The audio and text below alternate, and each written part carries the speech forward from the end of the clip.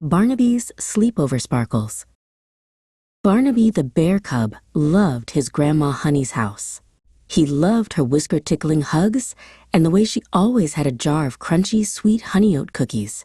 But today, when Mama and Papa said he was having his very first sleepover, his tummy did a nervous little flip-flop. "What if I miss my own fluffy pillow?" Barnaby whispered to his papa. "What if the shadows in the corner look like wiggly monsters? What if I can't fall asleep without the sound of the wind chimes outside my window?"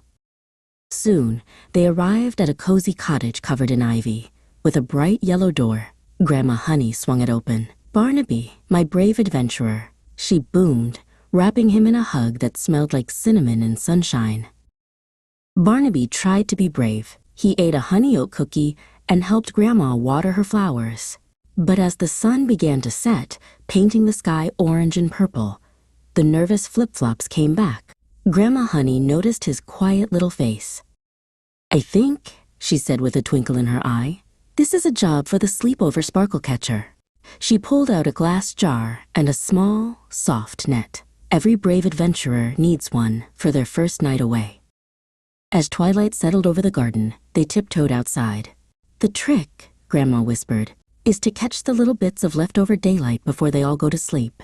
They swished their nets through the air, giggling as they pretended to catch tiny, glowing sparkles.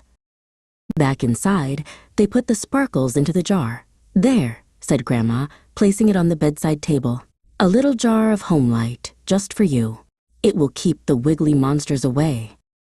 Tucked into a bed with a quilt that smelled like apples, Barnaby looked at his glowing jar. Grandma Honey pointed out the window. "And see that moon?" she said softly. "That's the very same moon that's shining over your house, saying goodnight to Mama and Papa right now."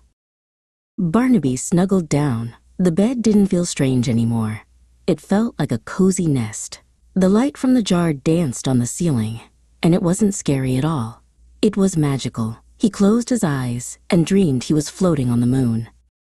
The next morning, Barnaby woke up to the smell of pancakes. He had done it. He was a brave adventurer.